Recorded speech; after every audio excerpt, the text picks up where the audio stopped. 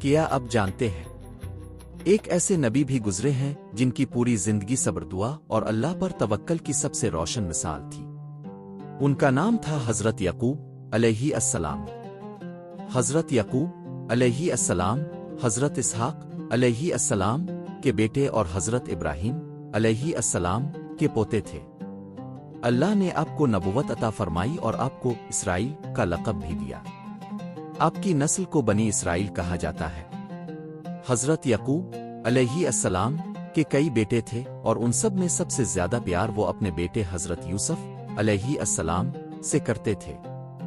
حضرت یوسف علیہ السلام نہایت حسین نیک باحیا اور پاکیزہ نوجوان تھے۔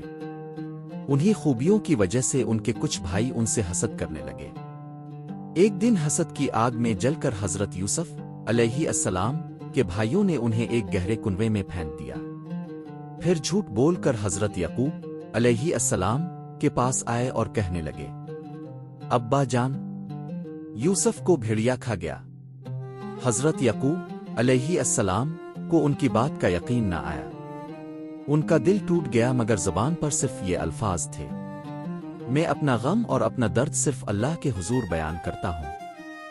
ادھر کنویں سے کچھ لوگ گزرے، انہوں نے حضرت یوسف علیہ السلام کو نکالا اور مصر لے جا کر بیچ دیا۔ اللہ نے اسی مصر کی سرزمین میں یوسف علیہ السلام کی عزت و مرتبت بلند کر دی۔ وہ جوان ہوئے، آزمائشوں سے گزرے اور پھر مصر کے عظیم ذمہ دار بنے۔ ادھر حضرت یعقوب علیہ السلام دن رات اپنے بیٹے یوسف علیہ السلام کو یاد کر کے روتے رہے۔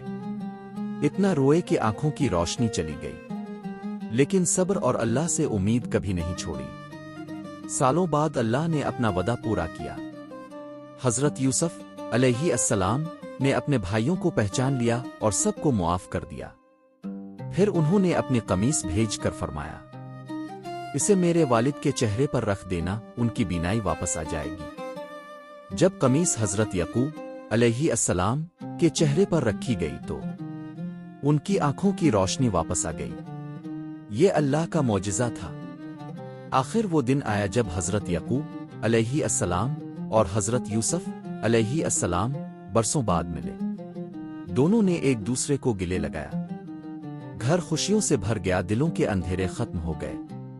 نصیحت: حضرت یعقوب علیہ السلام کی پوری زندگی ہمیں یہ سبق دیتی ہے کہ اگر زندگی میں سب کچھ کھو جائے، اگر دل ٹوٹ جائے، اگر امیدیں ختم ہو جائیں، تب بھی اللہ پر بھروسہ کبھی نہیں چھوڑنا چاہیے، کیونکہ اللہ فرماتا ہے، بے شک اللہ صبر کرنے والوں کے ساتھ ہے۔